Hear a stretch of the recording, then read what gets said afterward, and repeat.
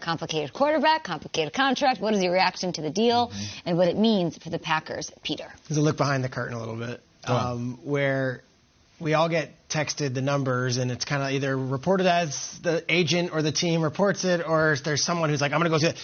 And Rodgers' deal was so complicated that even our salary cap experts, Tom and Ian, who do an amazing job, had to go to their salary cap experts to help decipher it. Yeah. And fortunately, they do have those sources around the league that can help you go through it. Eventually, we're kicking the can down the road here, and it's all in for 2022. That's how I see this thing, because they have now done several moves. The Billy Turner release, they didn't want to release Billy Turner, they had to. They didn't want to release Darius Smith, they had to.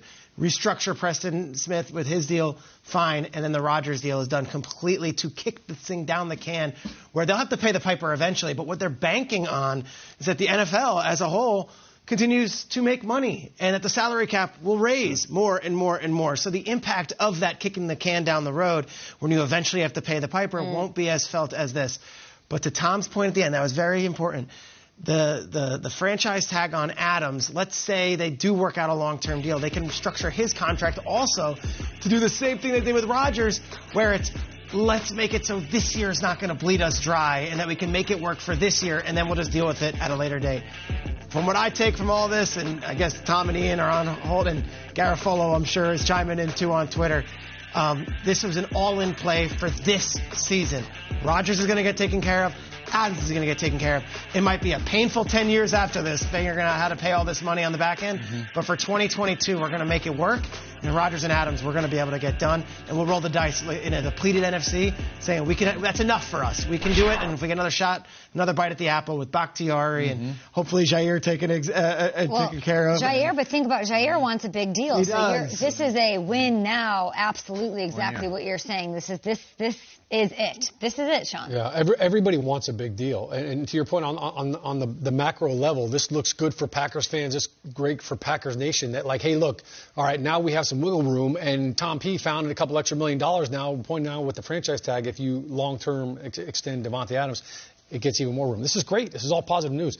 And I'll actually go one step further. You're saying all in on 2022. To me, the biggest takeaway is there's guaranteed money in 2023. Yeah. So guess what, Aaron Rodgers?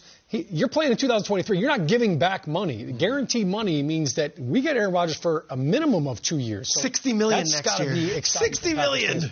I'll just personalize this a little bit. As a player, when it comes time for contract negotiation, you sit down with your agents and they give you a list like, okay, here are the top 5 players at your position, and here's what they're being paid. All right, where do we want to be? What are we comfortable with? And they go per year. What's the guaranteed money? There's a lot of conversations about that. When you have won back-to-back MVP trophies, you're looking at that list, you're saying, I don't want to see top 5. I don't want to see top 3. Like, I'm the baddest dude on the planet right now. So for Aaron Rodgers and for his agent, that conversation absolutely happened. And it's not his job to say, look, I'm going to take a little bit less right now. It's the Green Bay Packers' job to say, look, we've got the best quarterback on the planet right now, back-to-back MVP, definitely drove up the price tag.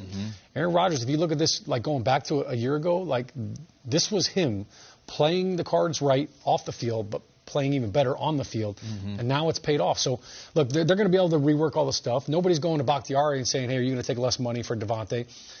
I'm not saying it's Aaron Rodgers' duty. I'm saying that, there's ways for him to get creative and work his boy in there, Davante Adams, because I don't think they're the same team without him. Like you said time and time again, I think they need each other. And the biggest takeaway from this is that I think we're getting Aaron Rodgers for 2 years, not just for one.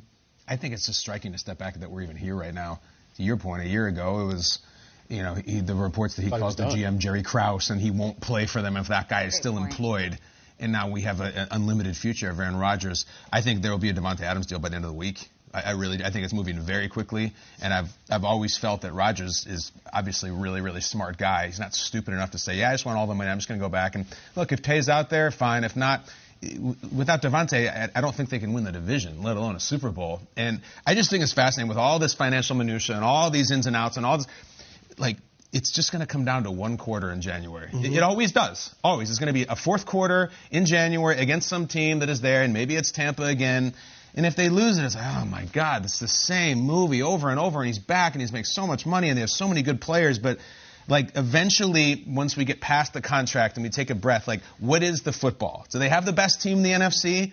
definitely, like, because what, they're going to win either 12 games or 14 next year, every single year.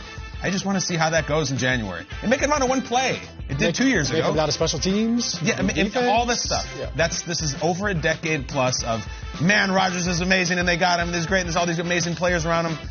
What's going to happen in that 1/4 quarter in January, and all the money will seem trivial at that point, because just win that game. Win that game. Oh, I think the money will be all the more important then, don't you, Schrager? This is the contract that's going to follow him to that final quarter, however far they go. This is not just him, like other quarterbacks. I'm saying, yeah. Like, it comes back to what you guys were talking about earlier. It's not going to be trivial. I think it's going to be one of those things where the argument you guys were just having, what's more important to Aaron Rodgers? Is it getting paid at the top, or is it winning another Super Bowl ring? Yeah, I think it's a team-friendly deal, so that narrative is a little softer now, where it's like, all right, he took less this year, but he gets it all next year. Like, and to your point, Jerry Krause stuff and Goody and all that stuff, and it's like, gosh, it sure seems like the Packers front office is moving mountains here to make things work for everybody. I would like to think that they maybe get a pat on the back at some point. Maybe Rodgers recognizes that they're doing all they can also, and although it might not be ideal how it got here, like... Remember they called him complicated fellow, and everyone was like, oh my gosh, he's done. He'll walk away.